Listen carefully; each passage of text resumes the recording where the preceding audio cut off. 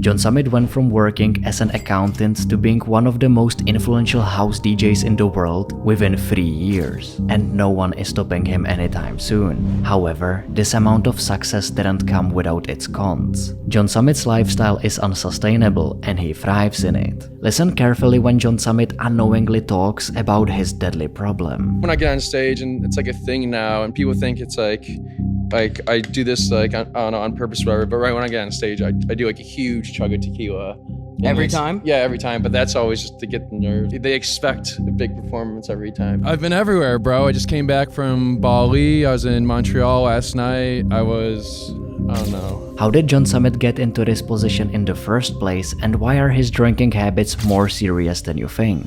John is one of the youngest DJs in the world who is giving serious competition to Tiesto, David Guetta, and other famous DJs like Martin Garrix. Within just 3 years of his career, he has not only performed in iconic music festivals like Tomorrowland, Coachella, but also sold out all of his tickets. However, there is one big issue. I kind of just wake up and I look at my calendar. I'm like, this is where I'm going tonight. Behind his unstoppable rise in such a short span of time, John is taking support of an evil habit that could soon take his life.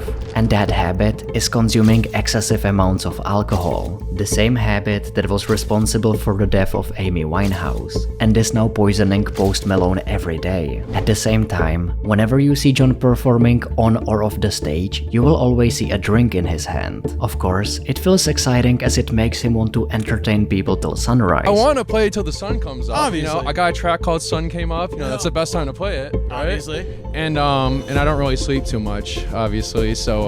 But the biggest question is, how does John in just 3 years of his career become one of the most influential house DJs and is able to sell out entire stadiums? And can he survive over alcohol without compromising his health? It was the year 2019. John was working as an accountant at this London-based law firm Ernst & Young. The pay was good and the life was normal like every 9 to 5 job. In the first few months, John felt completely satisfied with studying accounting at the University of Illinois, which eventually gave him an opportunity to land this well-paid job. But after working for long hours in the office, he began looking for an escapism. A window that could help him get out of all the stress at work. Soon, his perfect job turned into a soul-sucking machine, which was surprisingly strange because John never imagined how his years of hard work in obtaining the degree would make him regret it in the future. Nonetheless, what he failed to realize was that his destiny was waiting next door. One night before COVID-19, John used a fake ID to get into a famous nightclub called The Myth in Chicago. As he was a massive fan of music, he wanted to experience how music makes people stay up all night. But suddenly out of the blue, someone from the club gave him the address of an underground party. At first, John was hesitant to visit an unknown location, but his level of curiosity about music was enough to attract him to this address. And the moment he reached there, he said, "So I went to my first afters, and when I get there, I am like, what is this music? It's just beats. There are no big synths." And then I realized, oh, okay, so this is house music. As John looked at everyone immersed in the flow of music, that was the moment when he was struck with a feeling from where he never wanted to come out. A perfect escapism where the beats of music make you forget about everything. And what could be better if you get to play such music and earn big money at the same time? After experiencing the music, John could not stop imagining being the DJ on the stage. He was so influenced by this experience that even during office hours, he began searching for YouTube tutorials that could help him learn how to produce similar music. I was out there and, you know, I was studying for accounting and I'm like taking Adderall and I'm like, well, I don't want to do this, but I want to be productive. So I just watched like endless YouTube tutorials and it was the whole rabbit hole. As he was loving this hobby, he started uploading his own tutorials after coming back from work. I treated it as a hobby the first couple of years, like a hobby that I'm serious about. Hello, John Summit here, and today I just want to show you how I made the bass line on my new track, Illusions. Keep in mind that this was the first video that John uploaded 3 years back on his channel. Moreover, he got just 50 likes on his first song. Still, it was worthy enough to develop confidence in his skills. Huge, like when I released my first track on SoundCloud and I got like 50 likes, I thought that was the coolest thing in the world. I'm like, 50 people like this. A few of these comments, maybe the comments were bots, I don't know, but they're this is dope. And I'm like, hell yeah. But in order to express his actual talent, he still had to make one of the hardest decisions of his life. A decision that the majority of people fail to take their entire lives, and that was quitting his job. This was during my like master's year at college, and I'm like, so I was an accountant, so I was studying for the CPA. I was literally just studying for that like 6-8 hours a day. And then, but you can't just do that all in an 8-hour span. Command tab, switch to Ableton, make music for an hour, then study for an hour. Nevertheless, John took the courage to leave his job so that he could focus on music all the time. Most importantly, he followed a unique, calculated strategy that was bound to give him success in a very short span of time. According to John, he believed in the process of giving a minimum of 10,000 hours to a profession, whether it is music, learning a language, coding, or anything. If we could devote 10,000 hours to a profession, we can become masters in that. I'm a big believer in like the 10,000 hour rule, where it's like, you're not gonna know Spanish after a week. You're not gonna know how to play guitar after a week, but if you spend 10,000 hours learning Spanish, I guarantee you'll be like perfection at it, right?